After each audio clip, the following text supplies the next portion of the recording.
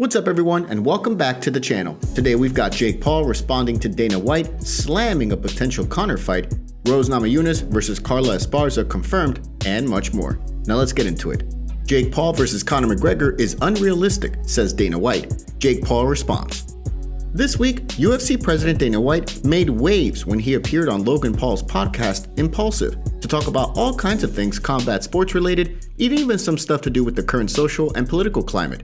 White has been embroiled in an online rivalry with Logan's younger brother, Jake, another YouTuber turned boxer who has called out White on several occasions for several different things, from accusing the UFC bossman of being an avid cokehead, to the entire fighter pay debacle, to creating a diss track and music video slamming White.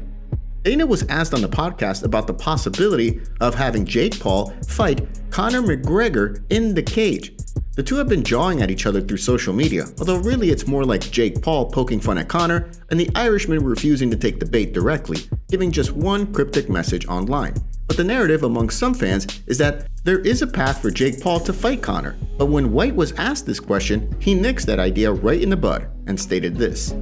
Well, he shouldn't even be fighting Conor McGregor. These guys are huge. He's huge. His brother's huge. I mean, what's your brother, 6'1"? Yeah. 210? Yeah. Conor McGregor's 145, 155 pounds. Oh, Well, Jake Paul heard those comments and is now responding to Dana White, giving a specific weight for this bout. Dana White is begging for Diaz and Conor to fight for a third time. They have fought at 170 pounds in both their fights. I will fight Conor at 175 pounds, no problem. Stop making excuses. What do you make of this whole situation? Aljamain Sterling and Peter Yan back in social media tit for tat. There's certainly going to be a lot of bad intentions behind every attack and strike during the UFC 273 co-main event next month, as UFC Bantamweight champion Aljamain Sterling defends his title against interim champion Peter Yan on April 9th. The two have been jawing at each other ever since the controversial ending of their previous encounter back in March of last year, when then champion Peter Yan was DQ'd for an illegal knee strike to Sterling while he was on the ground. Those post-fight moments are seared into fans' minds, and while it was as bizarre an ending to a fight, let alone a title fight, that you'll ever see, the two are circling back for a rematch for the Bantamweight title. Since that disqualification, Yan has defeated Cody Sandhagen for the interim title, while Sterling had serious neck surgery that took several months to heal. Now, with the two on a collision course for the title next month, the trash talk is once again ratcheting back up. This is what Sterling had to say to Yan in a recent tweet. In order to grow, you need to accept your losses like a man. The first step in the process of healing is accepting your shortcomings. In other words, bro, you lost. The Russian was quick to answer back to Aljamain and responded to him by saying this. At least I didn't lose my dignity like you. I can envision yourself crying after our next fight again. I will beat the living shit out of you, dog. Looking forward to your healing process. To which Sterling responded by saying this. The only tears I'll be shedding are for your funeral after I body bag you April 9th for the world to see. You better show up. What do you think is going to happen during the Bantamweight title unification fight between Sterling and Yan? Who do you think will win the title? Dana White doesn't rule out the possibility of Logan Paul in the UFC. Just because Jake Paul and Dana White have an ongoing rivalry through the media, bad-mouthing each other at every turn, it doesn't mean that Jake's brother Logan also has beef with White. In fact, that's not the case at all, despite the diss track and music video completely lambasting White and all of the allegations of cocaine use all coming from Jake. White didn't let any of that stop him from appearing on Logan's podcast, Impulsive, recently. Just like his brother Jake, Logan has also gone into pro boxing and has even challenged the legendary Floyd Mayweather in 2021. While Logan hasn't found the same amount of success in the ring as his undefeated younger brother Jake, Logan is still a very popular figure online. He's also got a nasty double leg from his days wrestling in Ohio, and was even good enough to earn a spot on the Ohio University wrestling team, an NCAA Division I program, though his life ultimately took a turn towards social media and YouTube, where he's earning the big bucks. But that doesn't mean Logan doesn't want to step into the octagon someday, and he asked Dana White flat out what he would think if he wanted to step inside the cage. Check out this exchange from the podcast between White and Logan. Like if I wanted to do a UFC fight, is that something you'd entertain? Who would you want to fight? Don't know. You have wrestling and boxing. I could get it done. Do you ever do jiu-jitsu? Of course. Yeah.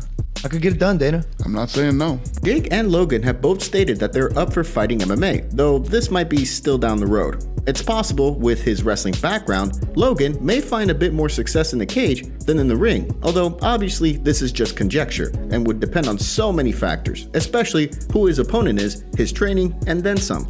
But success in the UFC? Crazier things have happened. Meanwhile, White also fielded questions about the potential that there could be a Jake Paul vs. Conor McGregor fight, which he completely shot down immediately, stating that Paul is much bigger and no, it would not take place. Still, what do you make about Dana White's statements here about the Paul brothers?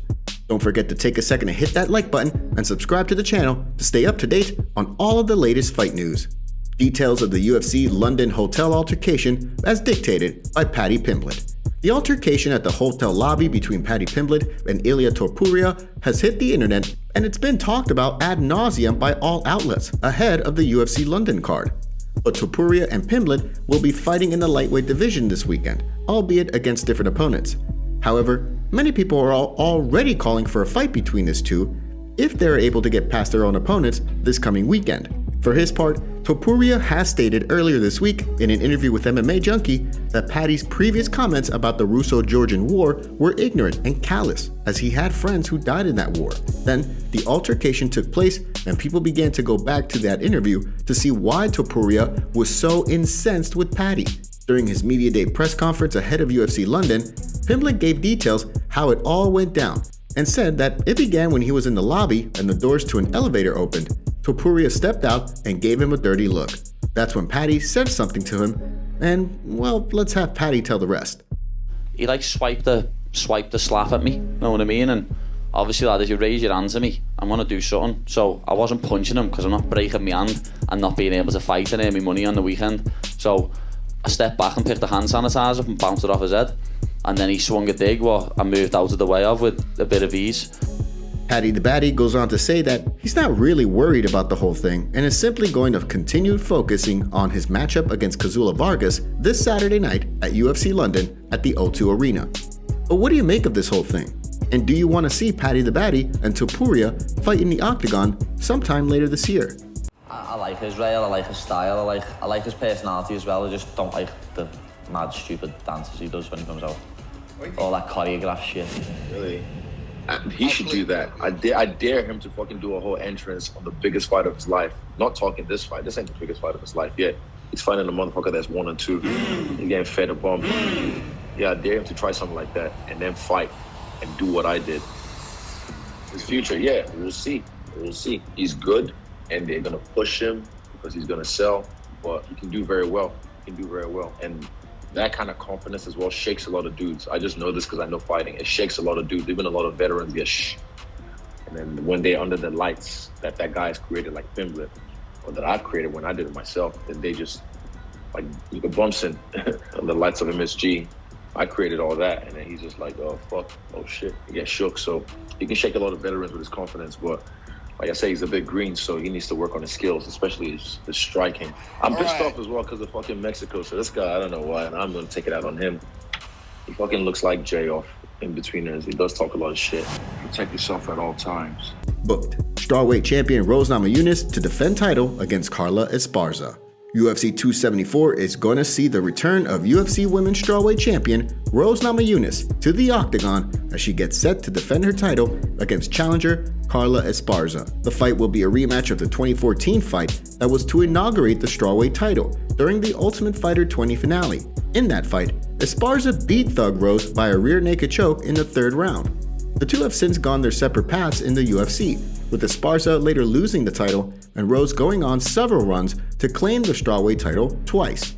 She's coming off a split decision win at UFC 268 against Zhang Weili in November. Meanwhile, Esparza is riding a 5-fight winning streak, including a recent dominant performance against Zhang Jianan at UFC Fight Night 188, where she won by vicious ground and pound in the 2nd round. The women's Strawweight title fight only adds to a pretty stacked UFC 274 card in May that will be headlined by the lightweight title fight between Charles Oliveira and Justin Gaethje, and it's the same card that will see a top-tier bout in Michael Chandler versus Tony Ferguson. What do you think about Rose fighting Esparza? And who do you think walks away with the Strawweight title out of this one. Thanks so much for joining us today and catching up on all things MMA. What do you make of what's going on in the fight world? Make sure to like this video and subscribe to the channel to stay up to date on all the latest news from the MMA zone. See you next time.